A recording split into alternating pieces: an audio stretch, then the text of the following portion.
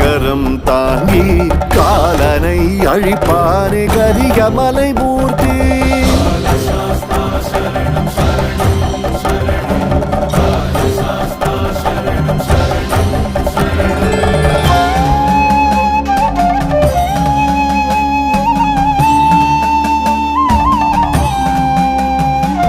சக்தியின் நெஞ்சகம் சன்னதியாக்கி சௌக்கியம் தருவாரே சங்கடம் போக்கி.